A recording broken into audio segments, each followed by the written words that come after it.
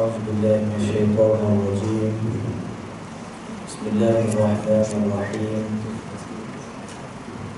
السلام عليكم ورحمة الله تعالى وبركاته. إن الحمد لله نحمده ونستعينه ونستهديه ونستغفره ونعوذ بالله من شرور أنفسنا ومن سيئات أعمالنا. من يهده الله فلا مضل له ومن يضلل فلا هادي له. أشهد أن لا إله إلا الله وحده لا شريك له وأشهد أن محمدا عبده ورسوله. أما بعد. Alhamdulillah, kami kita rafa'kan kesyukuran kepada Allah Subhanahu wa taala, dan insyaallah pada malam ini kita akan membaca satu fasal daripada kitab Asy-Syifa bi Ta'rifi Huquqil Mustafa sallallahu alaihi wa alihi wa sahbihi wasallam. Okey, baik. Kata al-muallif rahimahullahu taala, kata penulis rahimahullahu taala, faslun fi tafdilihi bima tadammanathu karamatul Isra من المناجاة والرؤية وإمامة الأنبياء والعروج إلى السبه إلى السدرة المنتهى وما رأى من آيات ربه الكبرى. Jadi tuan-tuan rahmati Allah Ta'ala sekalian, dalam fasal ini menceritakan tentang kelebihan yang Allah berikan kepada Nabi Muhammad SAW yang berkaitan dengan Isra dan Mi'raj, berkaitan dengan perjalanan Isra dan Mi'raj. Jadi kita tahu bahawa baginda Rasulullah SAW diberikan kelebihan oleh Allah, izin oleh Allah dalam peristiwa yang besar, iaitu peristiwa Isra dan juga Mi'raj. Apa kelebihan dia? Kelebihannya banyaklah. Antaranya munajat Nabi, ar-ru'yah, melihat Allah Subhanahu wa taala. Cuma ada khilaf di kalangan para sahabat. Kemudian menjadi imam kepada para anbiya, dan juga perjalanan ke Sidratul Muntaha dan apa yang baginda nampak ketika dalam perjalanan ke Sidratul Muntaha. Okay, baik, tuan-tuan rahmat Allah Ta'ala sekalian, tentang Isra Mi'raj ni semua kita tahu dah. Jadi dalam kitab ini penulis mendatangkan ayat yang menjadi sumber utama dah kepada penceritaan Isra dan Mi'raj. Antaranya dalam surah Al-Isra, maksudnya dalam Quran ada satu surah yang dinamakan sebagai Suratul Isra. Ada satu surah yang mana Allah khususkan sebagai surah untuk menceritakan tentang perjalanan Isra. Saya selalu sebut bahawa kalau kita baca Quran, kita kena tengok macam mana Quran menceritakan sejarah. Berbeza dengan sejarawan ataupun ulama-ulama sirah yang mencatat tentang sejarah. Sebab Al-Quran dia akan menekankan kepada perkara-perkara yang penting. Jadi macam mana Quran memulakan penceritaan tentang Isra dan Mi'raj? Maka kata Allah Subhanahu wa taala di dalam surah Al-Isra, A'udzu billahi minasyaitonir rajim. Subhanalladzi asra bi'abdihi lailan minal masjidil haram ila al-masjidil aqsa. Allah Taala mulakan dengan tasbih Maha Suci Allah Subhanahu wa taala. Allah Ta'ala mulakan dengan tasbih, nak beritahu fokus dalam perjalanan Isra ni bukan Nabi. Tujuan utama dalam perjalanan Isra dan Mi'raj ini bukan Rasulullah, tetapi Allah Subhanahu wa taala. Sebab itu Allah memulakan dengan Subhana, supaya manusia bertasbih, artinya mensucikan Allah. Tasbih ni maknanya tanzih Allah Ta'ala daripada sifat-sifat yang tidak layak bagi Allah Subhanahu wa taala. Mensucikan Allah daripada perkara-perkara yang kurang, yang tidak layak bagi Allah Subhanahu wa ta'ala. Jadi mulakan dengan subhana alladhi asra. Siapa yang memperjalankan? Allah. Jadi tujuan utama diceritakan Isra ini kepada masyarakat adalah untuk menekankan tauhid, iman kepada Allah. Jadi apabila Nabi selesai Isra tu dan Mi'raj, Nabi cerita kepada orang, bukan sengaja nak cerita aku berjalan tadi, bukan sengaja nak cerita benda-benda yang best berjalan, tak. Tapi Nabi nak beritahu supaya ada iman, supaya orang percaya, tasdiq bima ja'a bihi Rasul, supaya orang iman, percaya kepada benda-benda yang di luar daripada capaian akal. Jadi dalam Islam ni ada dua benda yang, ada perkara yang boleh yudraku bil aqli, boleh dicapai dengan akal. Tapi kita tak boleh letak semua yang dalam syariat Islam adalah benda yang boleh dicapai dengan akal. Ada benda yang tak dicapai dengan akal. La madkhala lahu lil aqli, tidak ada ruang untuk akal menggunakan akal fikiran. Maka di sana ada konsep, contohnya ghaibiyat, benda-benda yang ghaib. Di sana ada konsep mukjizat, benda-benda yang mencari adat, di luar daripada kebiasaan, diberikan kepada para anbiya. Maka termasuk daripadanya adalah Isra dan juga Mi'raj. Apa hikmah dia? Apa maqasid dia? Apa tujuan dia? Adalah supaya kita ada iman kepada alladhi asra bi'abdihi, ada tauhid kepada Allah Subhanahu wa ta'ala. Jadi Allah mulakan dengan tasbih, mulakan dengan tasbih, subhanalladzi asra bi'abdihi, hamba dia. Allah Ta'ala tak sebut Nabi, tak sebut Muhammad. Kalau kita baca Quran, kalau nama Nabi-Nabi lain banyak disebut nama, ya Musa, wahai Musa. Ya Adam, uskun anta wa zawjukal jannah, Adam, duduklah kamu dengan isteri kamu dalam syurga. Ya Ibrahim. Banyak Nabi-Nabi dalam Quran Allah Ta'ala panggil dengan nama asma'ahum, nama-nama mereka. Tapi kalau datang bahagian Nabi Muhammad ni, lain sikit. Allah Ta'ala panggil dengan gelaran. Ya ayyuhar rasul, wahai rasul. Ya ayyuhan nabi, wahai nabi. Termasuklah dalam ayat ini Allah Ta'ala menggelarkan Nabi dengan satu gelaran yang pada sangkaan kita rendah tetapi tinggi pada sisi Allah Subhanahu wa ta'ala. Apa dia gelaran tersebut?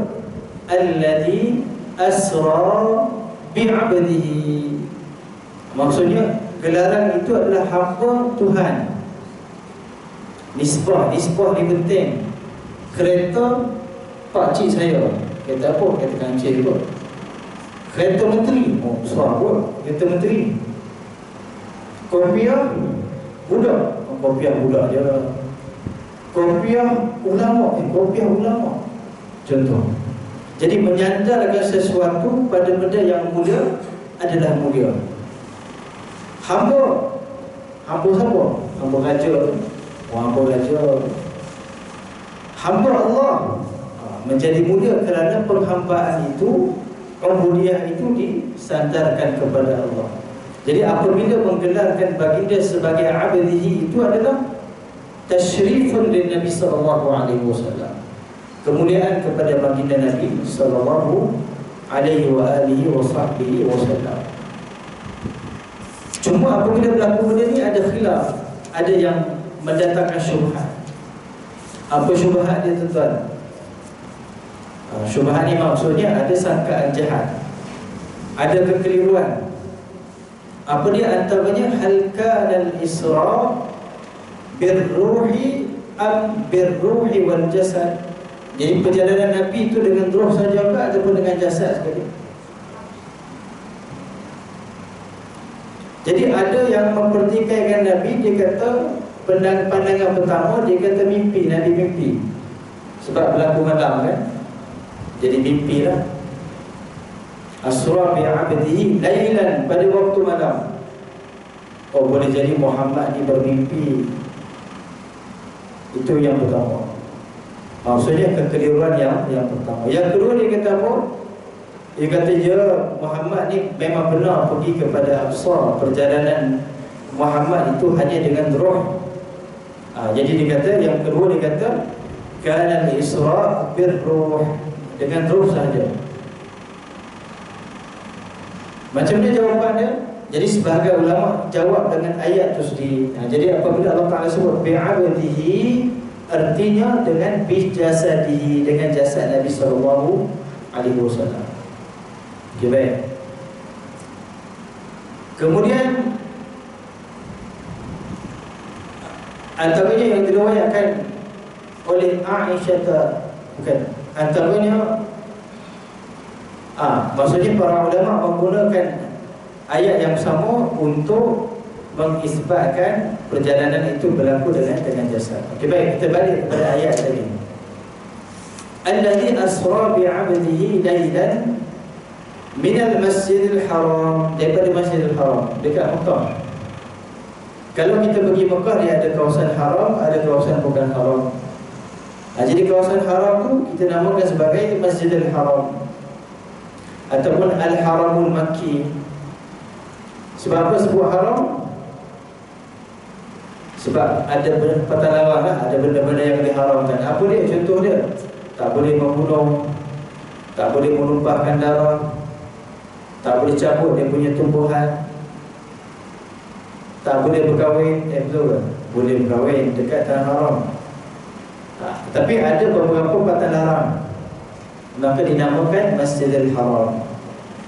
Jadi kesucian tanah haram tu dijaga semenjak daripada sebelum Nabi Muhammad datang lagi. Maksudnya orang-orang Mekah sudah menjaga kesucian tanah haram. Yang mereka klaim benda tu daripada turun-temurun daripada Nabi Ibrahim AS. Sebab tu dia orang tak bergaduh dekat tanah haram, dia orang tak berperang dekat tanah haram. Dia berperang di luar daripada tanah haram. Jadi Masjidil Haram itu merujuk kepada Mekah. Kalau kita pergi Madinah, haram ni ada dua, Al-Haramul Makki, Mekah. Kalau pergi Madinah pun haram juga. Jangan keliru. Kadang-kadang kita pergi Madinah, tahan taksi tanya nak pergi mana, nak pergi haram. Apa nak pergi Mekah je, nak pergi Madinah je. Madinah pun, Masjid Nabawi itu pun haram juga. Dinamakan sebagai Masjidil Haram Al-Madani, Masjidil Haram Madinah ataupun Al-Nabawi. Itu juga termasuk daripada kawasan tanah haram. Cuma dalam ayat ini merujuk kepada Masjidil Haram di Mekah. Sebab ayat ini turun pada waktu Mekah. Maksudnya ayat ini adalah ayat-ayat yang Makkiyah. Dan ayat-ayat yang Makkiyah ni tuan-tuan, pada zaman tu Madinah ni belum jadi tanah haram lagi.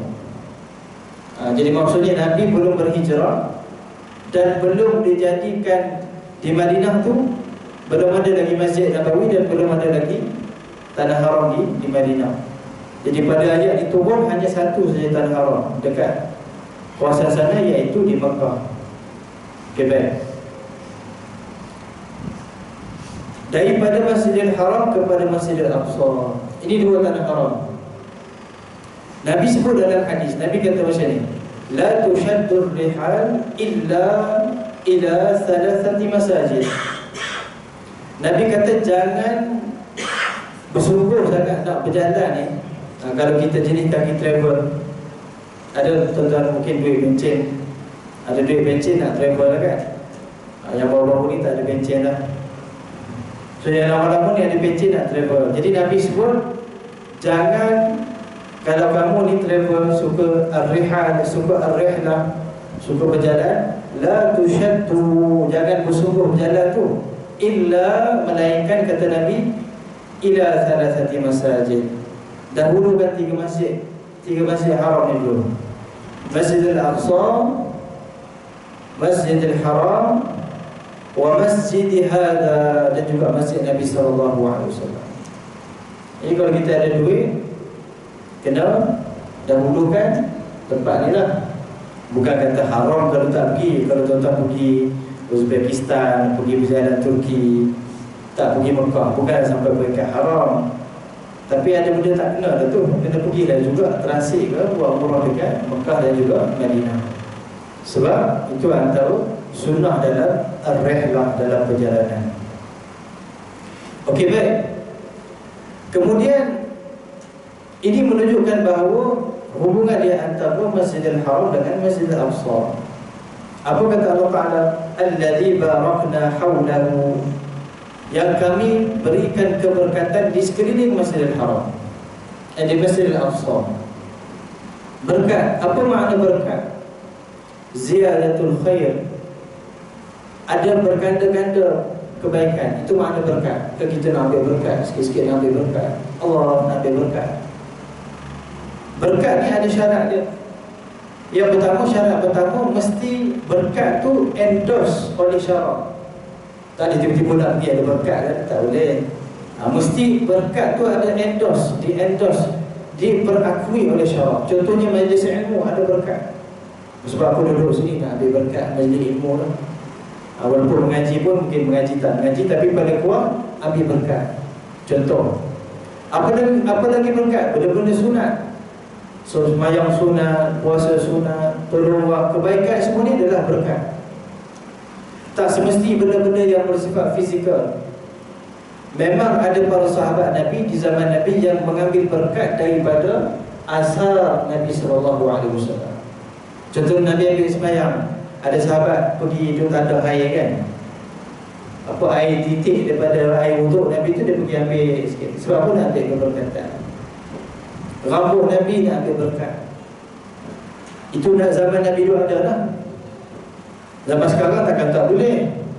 Zaman sekarang ni susah nak cek kesahihan dia tadi.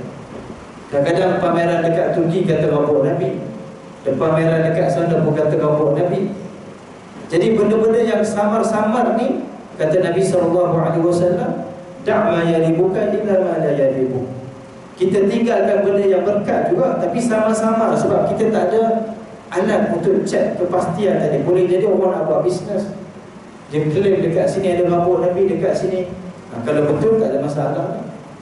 Tapi maksudnya sama, pada sisi kita sama, yang tak ada pengetahuan. Maka kita cari keberkatan pada perkara-perkara yang jelas. Contohnya majlis ilmu, sunnah Nabi SAW, air Zam-Zam contohnya, dan sebagainya. Okay, baik. Jadi antara yang Allah Ta'ala berikan keberkatan itu adalah tanah Palestin Al-Aqsa. Banyaklah berkat tu. Sampai sekarang pun kita nampak kan? Tengok orang Palestin pun kita dah rasa ni berkat. Kehidupan dia orang berkat, perjuangan dia orang berkat, iman dia orang berkat. Tak sampai kita lah boleh buat macam dia orang ni kan. Tapi Allah Ta'ala pilih minal akhyar, di kalangan orang terpilih, untuk berada di bumi berkat dengan perjuangan yang diberikan keberkatan oleh Allah Subhanahu wa Ta'ala. Linuriyahu min ayatina, supaya Allah Ta'ala bagi signal kepada ayat-ayat Allah Subhanahu wa Ta'ala. Ayat Allah ni ada dua, tuan-tuan. Kalau kita mengaji, kalau kita baca Quran, kita jumpa perkataan ayat. Ayatina, al-ayat. Ayat dalam Quran ni ada dua makna. Yang pertama maksudnya adalah al-ayat asy-syar'iyyah. Ayat-ayat syarak, perintah dan larangan. Quran lah.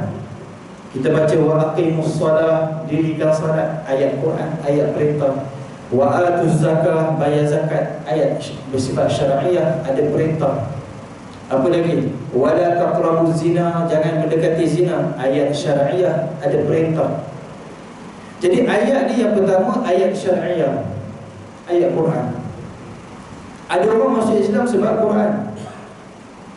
Tapi ada orang masuk Islam, dia tak pernah belajar Quran, tapi dia masuk Islam kerana dia mengkagumi ataupun dia menerima ayat-ayat yang kedua. Apa dia ayat yang kedua?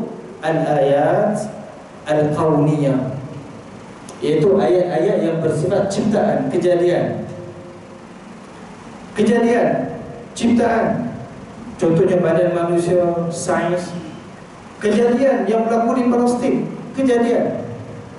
Apa yang berlaku di Palestin adalah al-ayat al-kauniyah, tanda-tanda kebesaran Allah pada kejadian yang berlaku, pada peperangan yang berlaku, menandakan kebesaran Allah.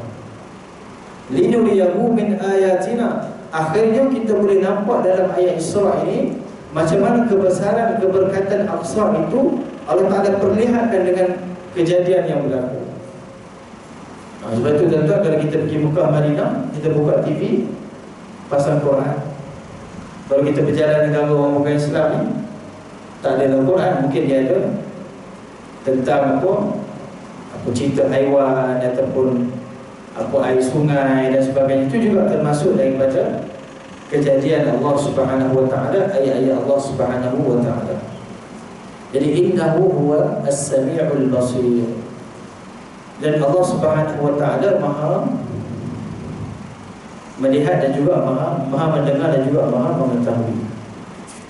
Jadi tuan-tuan, dalam peristiwa Isra dan Mi'raj,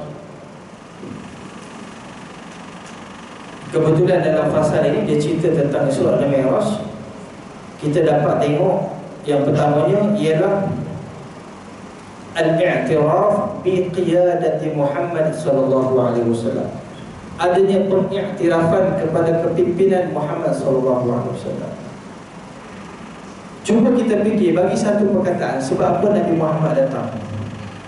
Sebab apa diutuskan Nabi Muhammad? Dengan bahasa yang mudah, macam mana kita nak cerita? Tak perlulah cerita dari Quran tu. Kalau orang tanya kita sebab apa perlunya Nabi Muhammad, padan dengan Bani Israel lah, padan dengan Injil, padan dengan Taurat. Sebab apa nak ada Quran ni? Macam mana kita nak jawab? Okey, manusia ni dia perlu ada pemimpin, leadership, kepimpinan. Sebelum datang Nabi Muhammad, dunia ni dipimpin kebanyakannya adalah pengaruh daripada Bani Israel.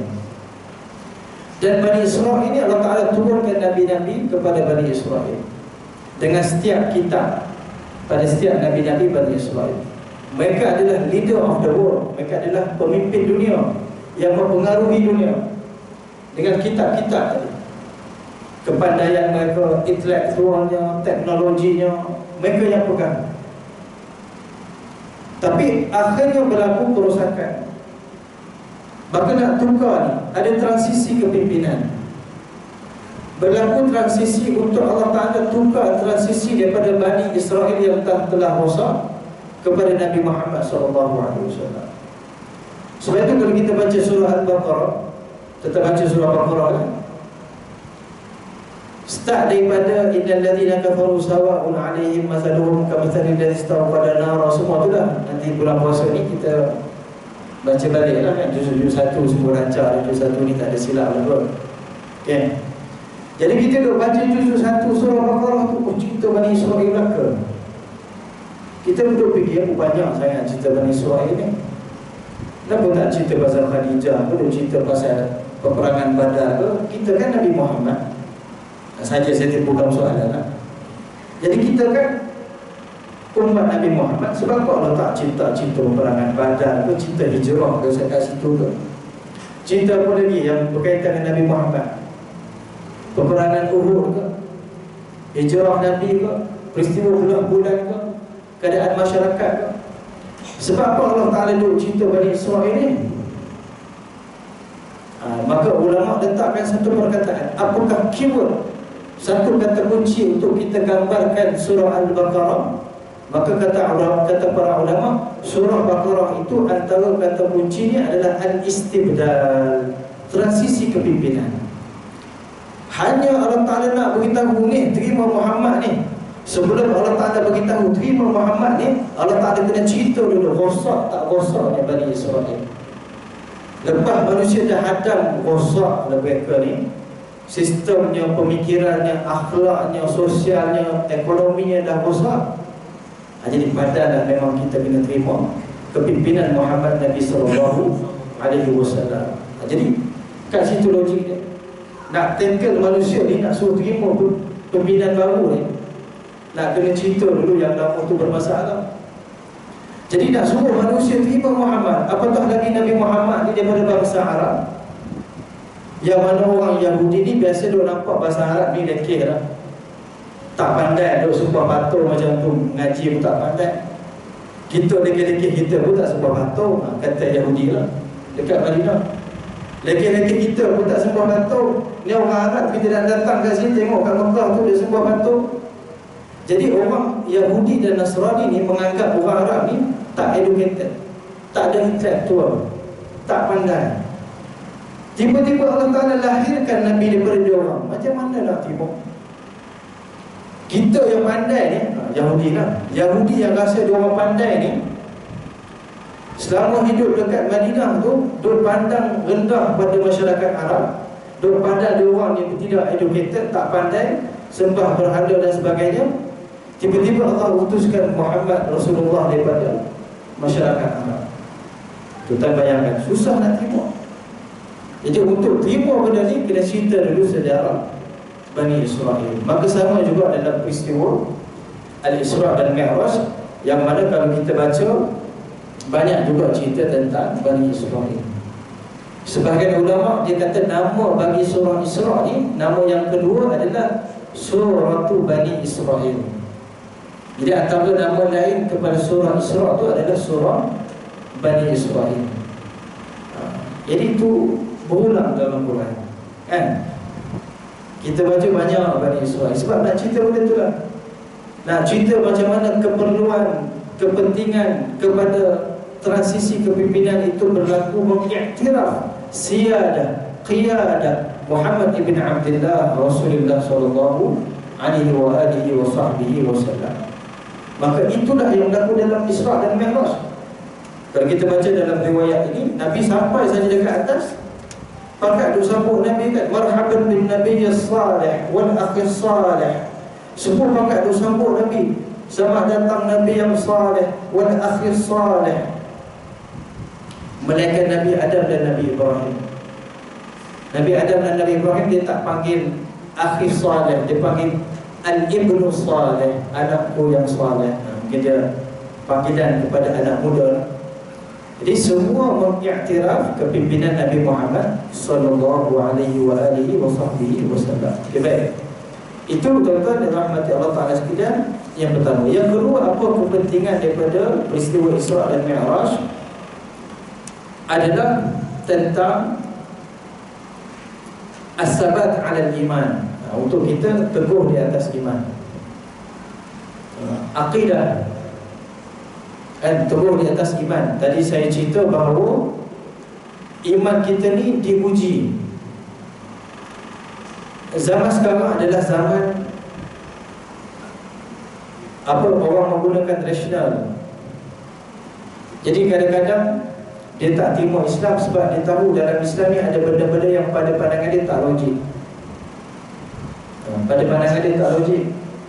Tapi kalau kita debate lagi, pergi dalam lagi, sebenarnya kita yang benar, logik kita yang benar. Tapi dalam masa yang sama, Allah Ta'ala letak juga bahagian-bahagian syariah itu yang tidak berasas kepada logik, tapi berasas kepada iman, kepada apa yang Nabi bawa. Dengar saja Nabi bawa, iman. Dengar saja ayat Quran, iman. Al-imanu bima ja'a bihi Rasul sallallahu alaihi wasallam. Iman kepada apa yang dibawa oleh Nabi Muhammad. Jadi apabila Nabi selesai peristiwa, Nabi pergi cerita terus. Selesai daripada Isra' dan Mi'raj, Nabi pergi kepada masyarakat. Nabi tak fikir dah, kalau aku cerita orang tak terima ni. Nabi pula tak fikir ni mungkin ada 2-3 orang baru masuk Islam ni, kalau aku cerita memang confirm dia orang tolak. Tapi oleh kerana itu adalah perintah Allah, maka Nabi cerita. Dan Nabi cerita, kita tengok ada yang terima dan ada sebahagian kecil yang murtad ataupun keluar daripada agama Islam. Sebab itu tak semua yang masuk Islam pada zaman Nabi kita boleh anggap sebagai sahabat lagi. Sebab itu apabila ulama hadis mendefinisikan sahabat Nabi, dia letak 3 syarat. Siapa sahabat Nabi? 3 syarat. Pertamanya adalah man laqiyan Nabi, dia jumpa Nabi. Jadi kalau tak jumpa Nabi tapi hidup zaman Nabi,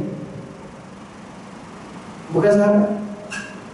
Contohnya ada raja apa dah yang hijrah tu, yang akhirnya masuk Islam, di Isra tu, Akhirnya masuk Islam, dia bukan sahabat. Dia ada kategori lain.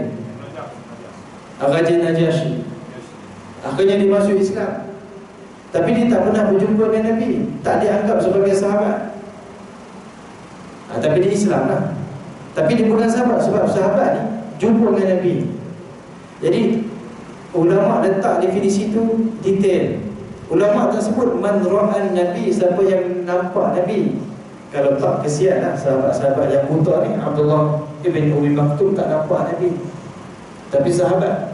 Jadi tepatnya adalah laqiya, bukan ra'a, bukan melihat Nabi, tetapi mesti berjumpa dengan Nabi, baru sahabat. Tak semesti lihat lah. Yang kedua adalah wa amana bihi, beriman dengan Nabi. Yang ketiga ni penting, wa mata 'alal Islam, mati dalam keadaan Islam. Jadi sebahagian yang tak terima cerita Isra Mi'raj tadi kemudian murtad, maka mereka bukan lagi termasuk daripada kalangan sahabat Nabi sallallahu alaihi wasallam. Okey, boleh bacalah. Okey, kemudian dia datangkan ayat yang lain tentang Nabi sallallahu alaihi wasallam. Wa qala ta'ala dalam surah An-Najm, wan najmi idza hawa ma dhalla sahibukum wa ma ghawa wa ma yantiqu 'anil hawa. Ini dalam kitab ni lah. Maksudnya sebenarnya tuan-tuan, kalau kita nak baca Isra dan Mi'raj, dia ada dua surah. Pertamanya surah Isra berkaitan dengan Isra. Kemudian kita baca dalam surah An-Najm, An-Najmu, dalam ayat pertama sampai ayat yang ke 17-18 dia berkaitan dengan Mi'raj. Cuma kita tak cerita lah pada malam ni, kita ambil sikit. Jadi apabila dalam surah Mi'raj nak cerita tentang Nabi, wan najmi idza hawa ma dhalla sahibukum wa ma ghawa, tidaklah sesat sahabat kamu yang duk cerita tadi. Jadi apabila sahabat kamu ni maksud merujuk kepada Nabi Muhammad, iaitu cerita tentang peristiwa ni, ma dhalla sahibukum, Nabi tak sesat. Nabi ni tak pernah sesat, tuan-tuan. Ada orang dia gunakan ayat dalam surah At-Taha nak cerita Nabi ni pernah tersesat. Tak betul. Kan dalam surah At-Taha kan, wan-duha wal-laili idza saja ma wadda'aka rabbuka wa ma qala wa lal-akhiratu khairun laka min al-ula wa lasawfa yu'tika rabbuka fatarda alam yajidka yatiman fa'awa. Apa lepas tu? Wa wajadaka dhallan fahada. Ada orang terjemah, mereka pernah mendapati kamu tersesat jalan wahai Muhammad, maka Allah memberikan hidayah. Ada cerita benar berlaku, dikisahkan oleh Buya Hamka dalam tafsir dia. Ada seorang ni, dia keluar daripada Islam sebab dia tak faham ayat ni. Tiba-tiba ada orientalis berdebat dengan dia, dan orientalis tersebut beritahu, macam mana kamu Islam ni boleh ikut Nabi yang pernah tersesat? Dia berdalilkan surah At-Taha tadi. Jadi orang Islam, pemuda Islam tadi yang tak pernah memahami pun dengan baik surah At-Taha, akhirnya terpengaruh dan terkeluar daripada Islam. Sedangkan makna ayat tadi bukan nak beritahu Nabi pernah tersesat. Apa makna dhallan pada bahasa Arab? Dhallan ni maksudnya keadaan kita yang cari kebenaran. Orang yang critical minded ni, macam Nabi ni, dia rasa tak puas hati bapa masyarakat dia macam ni, semua patuh. Dia jadi mencari-cari kebenaran. Jadi zaman Nabi muda tu, sebelum Allah berikan wahyu, Nabi adalah seorang anak muda yang critical minded, jiwa yang concern dengan masyarakat. Jadi Nabi selalu duk fikir apa yang betul ni, kat mana kebenaran ni. Itu maksud dia. Bukan maksud Nabi menjadi sesat, wali'azubillah perkataan itu. Tapi maksudnya dan itu kita mencari-cari kebenaran, kita mencari-cari jawapan. Biasalah zaman kita muda pun, ada anak muda ni suka mencari jawapan tersendiri lah, kan, dan sebagainya. Itu maksud dia. Kemudian kata Allah Subhanahu wa ta'ala, wa ma yantiqu 'anil hawa in huwa illa wahyun yuha. Dan Nabi Muhammad ni tak bercakap daripada hawa nafsu. Apa yang Nabi cakap tu adalah melainkan wahyu. Dekat sini ada persoalan, tuan-tuan. Adakah semua yang Nabi cakap tu wahyu daripada Allah, ataupun ada ijtihad Nabi? Mana ijtihad tu ada benda yang keputusan Nabi sendiri sebagai Rasulullah. Nah, ulama bincang, adakah Nabi bercakap ni, yang Nabi sebut tu semua mesti ada spesifik approval daripada Allah Ta'ala, ataupun ada perkara-perkara yang Allah Ta'ala bagi ruang untuk Nabi berijtihad, untuk Nabi membuat keputusan sebagai Rasulullah? Oh, daripada persoalan ni saja dah keluar puluh-puluh tesis kajian. Jadi pendapat yang majoritinya bahawa ada juga beberapa keadaan yang mana Nabi SAW berijtihad. Contohnya dalam peperangan. Kadang-kadang Nabi minta pendapat para sahabat, dan kadang-kadang Nabi memutuskan keputusan yang berbeza. Itu adalah perkara yang biasa. Sebab melihat kepada keadaan, melihat kepada apakah isu yang berlaku. Tapi walaupun benda itu datang daripada Nabi, tetap wahyu juga. Sebab wahyu ini adalah Al-Quran dan juga Sunnah Nabi SAW. Allamahu syadidul quwa. Allah Ta'ala memuji, Allah Ta'ala menyebut yang mengajarkan Nabi ini adalah malaikat yang syadidul quwa, malaikat Jibril alaihi salam. Okay, baik tuan-tuan rahmati Allah Subhanahu wa ta'ala sekalian, antara perkara yang kita boleh ambil manfaat daripada Isra dan Mi'raj, tadi kita sebut yang pertama adalah i'tiraf kepimpinan Nabi SAW. Yang kedua kita sebut tadi adalah as-sabat 'alal iman, teguh di atas iman, tauhid. Yang ketiga adalah makanatus solat, kedudukan solat, sembahyang. Kita pun tahu sembahyang ni Nabi naik atas. Ibadat lain semua malaikat turun dan kepada Nabi dekat bawah. Kalau kita nak baca ni kan panjanglah hadis ni, tapi akhirnya contohnya Nabi bagi tahu, faraja'tu ila rabbi, aku kembali kepada Tuhan aku, faqultu ya Rabb, aku kata wahai Tuhan, khaffif an ummati, ringankan untuk umat aku, fahatta anni khamsan, akhirnya Allah Ta'ala bagi 5 waktu. Faraja'tu ila Musa, aku balik kepada Nabi Musa, faqultu, aku bagi tahu kepada Nabi Musa, hatta anni khamsan, Allah Ta'ala bagi 5 waktu. Maksudnya ini akhir sekali dah. Mula-mula tadi banyak waktu kan, akhir sekali dah jadi 5 waktu. Tapi kata Nabi Musa, inna ummataka la tutiquna bidzalik, wahai Muhammad, 5 waktu pun umat kamu tak mampu. Farji' ila rabbik, kembali balik pada Allah wahai Muhammad. Fas'alhu takhfif, kata Nabi Musa, mintalah ringan lagi daripada Allah. 5 waktu itu berat. Kemudian kata Nabi SAW, falam azal arji' baina Rabbi ta'ala wa baina Musa hatta qala ya Muhammadu innahunna 5 salawat kulla yawmin wa laylah. Sehingga Allah Ta'ala berkata, salat yang difardukan itu adalah 5 waktu pada setiap siang dan malam. Likulli salatin 10, bagi setiap salat itu ada 10 pahala. Fatilka 50 salatun, wa man hamma bi hasanatin falam ya'malha. 50 salatan, siapa yang melakukan kebaikan, siapa yang niat untuk melakukan kebaikan, falam ya'malha, tapi tak melakukan kebaikan, kutibat lahu hasanatan, diberikan pahala kebaikan kepada dia. Fa in 'amilaha kutibat lahu 10, kalau diberikan, kalau dibuat maka digandakan kepada 10. Tetapi siapa niat buat kejahatan tapi tak dituliskan pun dosa kejahatan tersebut, tapi kalau dia buat kejahatan tadi, kutibat sayyi'atan wahidah, maka ditulis sebagai satu kejahatan kepada orang yang melakukan dosa tadi. Qala fanazaltu hatta ittahaitu ila Musa, kata Nabi, akhirnya aku kembali kepada Musa, fa akhbartuhu, aku cerita apa yang Allah Ta'ala khabarkan. Faqala, dan Nabi Musa dah beritahu lagi, baliklah, minta ringan lagi. Kata Nabi SAW, ya, aku balik pada Tuhan, pada Allah, tapi aku dah malu, hatta istahitu minhu, sehinggalah aku dah rasa malu lah nak pergi balik minta ruang daripada Allah Subhanahu wa taala. Kemudian kita bagi peluang untuk azan dulu. Kemudian kita buat kesimpulan sikit insya-Allah.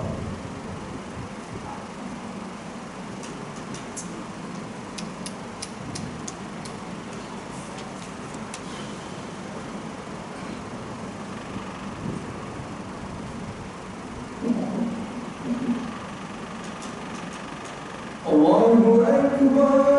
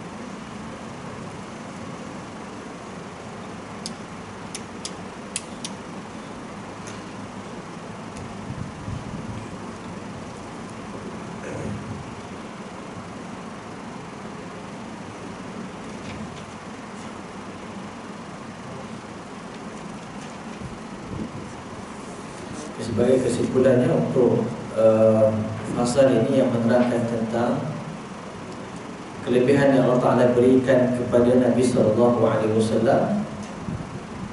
berikutan perjalanan Karamatul Isra', perjalanan ke Isra' dan juga Mi'raj.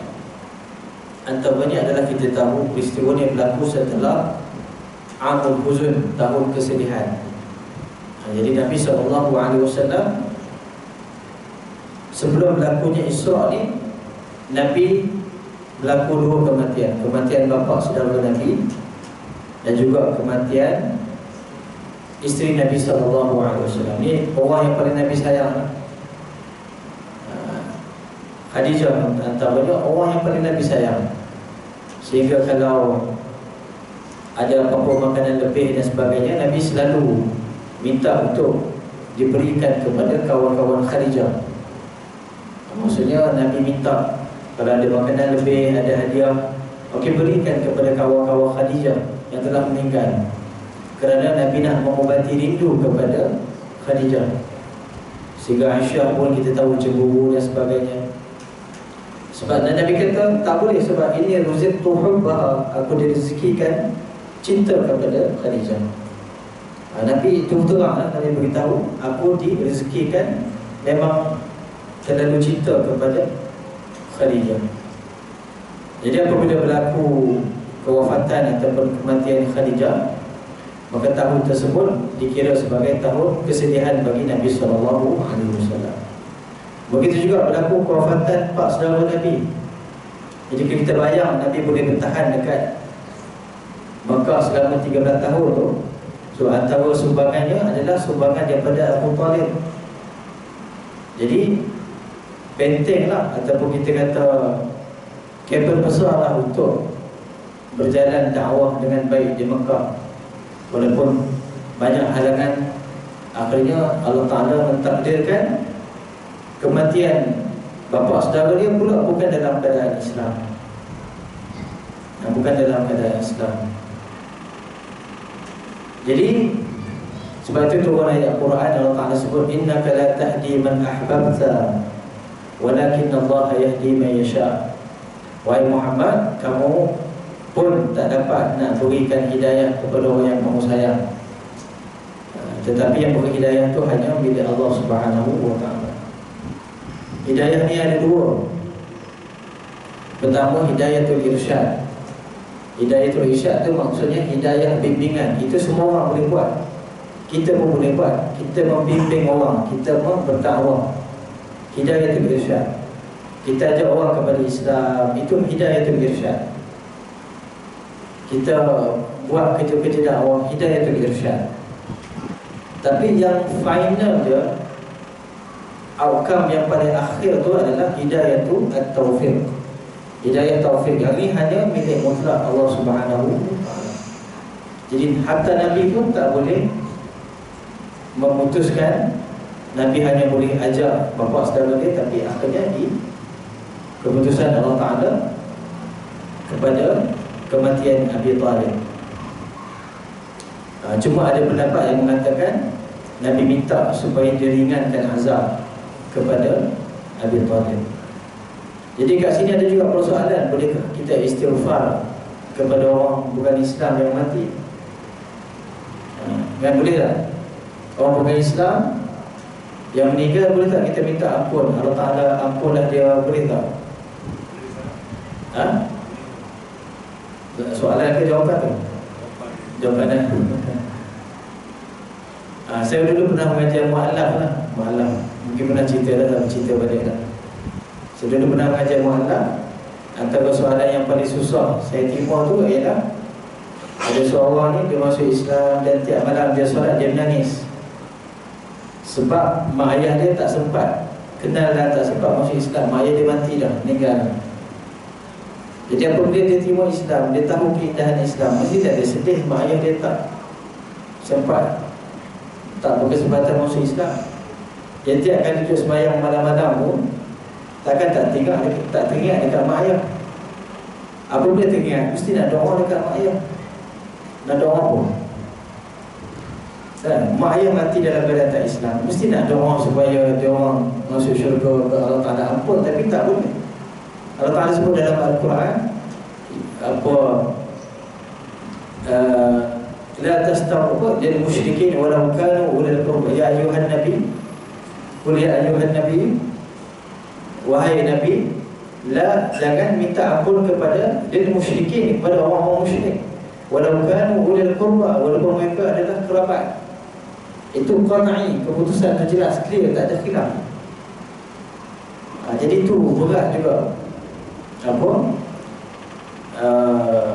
Cuma ada ulama kata boleh sebab Nabi Ibrahim pernah istighfar kepada ayah dia. Tapi ada ulama bantah balik. Wa ma kana istighfaru Ibrahim li abihi illa an maw'idatin wa'adaha iyyah. Nabi Ibrahim tu dia istighfar kepada Allah untuk ayah dia tu. Waktu mula-mula dia tak tahu lagi ayah dia tu memang bermasalah. Itu sekadar macam nak pujuk lah. Waktu tengah nak dakwah lagi, tak tahu yang betul-betul ayah dia ni memang totok tak nak kepada Islam. Jadi itu tidak termasuk daripada dalil untuk membenarkan. Jadi jelas tidak boleh kita untuk istighfar kepada orang yang bukan Islam dengan maksud meminta keampunan untuk mereka. Tapi ada ulama yang benarkan di atas hujah doa Nabi Musa AS. Dalam Quran ada satu doa Nabi Musa AS ataupun Nabi Isa, betul dengan saya, mungkin saya cek balik, iaitu bukan doa dengan maksud, doa ni dia ada dua lafaz. Satu lafaz kita sebut sebagai doa talab, doa minta. Doa minta ni confirm tak boleh. Tapi ada satu sirah dalam Quran, dia bentuk macam ni. Kata dalam Quran disebut in tu'adzibuhum fa innahum 'ibaduk wa in taghfir lahum fa innaka antal 'azizul hakim. Jadi Nabi Musa ni dia doa pada Allah Taala, dia beritahu in tu'adzibuhum, Allah kalau kamu azab mereka, fa innahum 'ibaduk, mereka hamba kamu ada hak untuk azab doa. Wa in taghfir lahum, tapi kalau kamu ampunkan mereka, fa innaka antal azizul hakim, kamu adalah Maha Perkasa dan Maha Bijaksana. Jadi seakan-akan Nabi Musa macam minta ampun pada Allah untuk kaum dia tadi.